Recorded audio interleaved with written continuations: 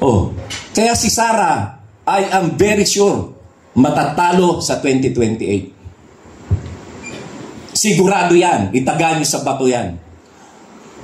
Kawawa si Sara dahil hindi niya ito kasalanan.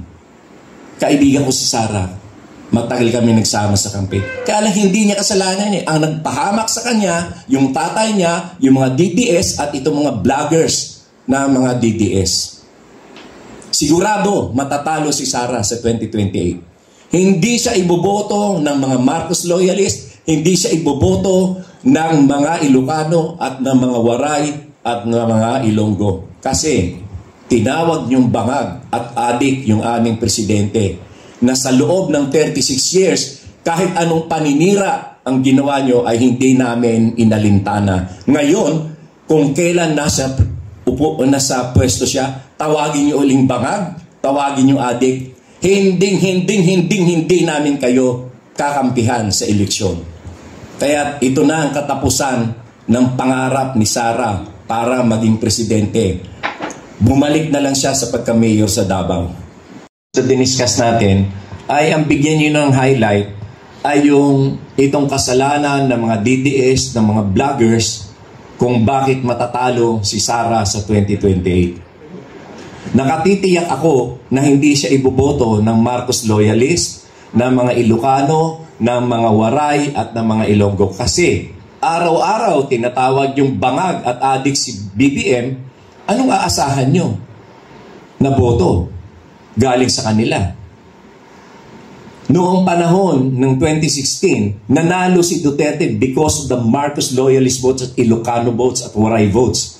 Ang lamang-lamang ni Presidente Duterte kay Mar Rojas ay 3 milyon. Alisin mo ang boto ng Ilocos Norte, Ilocos Sur, Pangasinan, La Union, Cagayan, Isabela at ang baluarte nila Martin Romualdez, baluarte na Imelda Marcos. Talo si Digong at that time. 3 milyon lang eh. Gaano lang yon? Aalisin mo yung 3 milyon kay Duterte, idadagdag halimbawa kay Binay o kay Mar Rojas, hindi mananalo si Duterte. The same political mathematics now with Sara. Since they are relentlessly attacking BBM, sinasabi nilang adik at bangag, hindi na nila maaasahan ng boto ng mga yan. Itaga nyo sa bato yan, hindi na nila iboboto. Hindi na sila nadala. Hindi na sila natuto. For more than 36 years, tinawag yung magnanakaw ang mga Marcos is mamamatay tao, tax evader, kung ano-ano. Natigagal ba ang mga tao dyan? Hindi. It even resulted to 31 million votes for BBM. Si Digong nga 18 lang. Si BBM 31 million. After nilang siraan sa loob ng 36 years. Yung paratang nila ngayon na bangag at saka adik, baliwala yan doon sa mga pinaparatang sa kanila dati. Diktador, mamamatay tao, human rights violators, magnanakaw. Baliwala lang yung sinasabi nilang adik at saka bangag. At saka paano mo masasabing bangag si BBM? Napakatalino. Nakita nyo nga pag nag-speech, ang lalim na kanyang mga sinasabi, hindi nagbabasa. Kahit notes, wala. Lahat spontaneous. Parehong-pareho ng kanyang ama. Na ang lahat ng sinasabi niya ay nasa isip niya agad. 3 presidente lamang ang nakita kong ganyan. Si Presidente Marcos, Ferdinand Marcos Sr., si Gloria Macapagal Arroyo, at si Bongbong Marcos. Hindi nagbabasa ng speech. Simpleng speech, binabasa pa ng iba. Pero sila hindi. Kasi talagang bukal sa kanilang loob at bukal sa kanilang talinong isip ang kanilang sinasabi. From their own thoughts and from their own ideas. At si BBM, makikita mo, nasa kabi-kabilang mga events. Mga meeting sa Malacanang, mga pagtanggap ng mga foreign dignitaries. Lahat yan ay makikita ninyo sa mga balita. Yan ba? Yan ba ang bangag? Yan ba ang bangag? Lahat ng kanyang tungkulin ay ginagawa niya. Paano mo masabing bangag yan? Ang bangag nakahinga sa kama at nananaginip. Si BBM, very active. Ang kanyang isipan ay napakalinaw.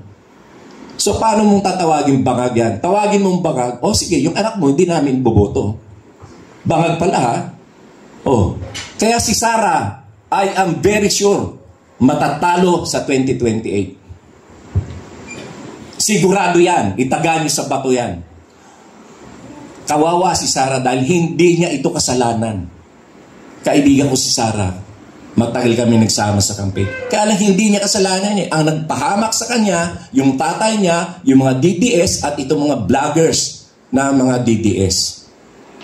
Sigurado matatalo si Sara sa 2028. Hindi siya iboboto ng mga Marcos loyalist. Hindi siya iboboto ng mga Ilocano at ng mga Waray at ng mga Ilonggo. Kasi tinawag niyong bangag at adik yung aming presidente na sa loob ng 36 years, kahit anong paninira ang ginawa niyo ay hindi namin inalintana. Ngayon, kung kailan nasa pwesto siya, tawagin niyo uling bangag, tawagin niyo adik, hindi namin kayo kakampihan sa eleksyon.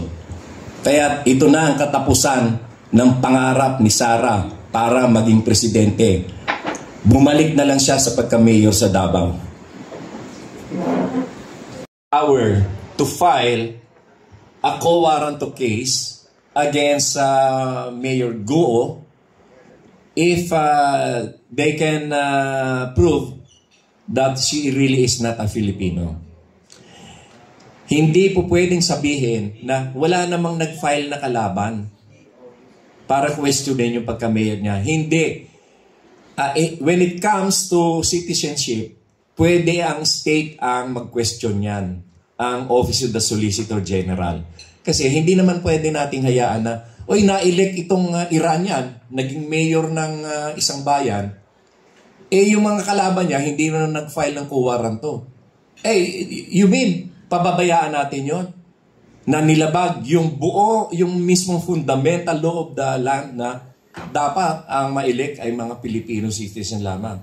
Porket hindi nag-file yung mga kalaban, pababayaan mo na. Hindi. The state itself has the power to file a quo warranto case. There is no waiver against the state. So, OSG. Okay.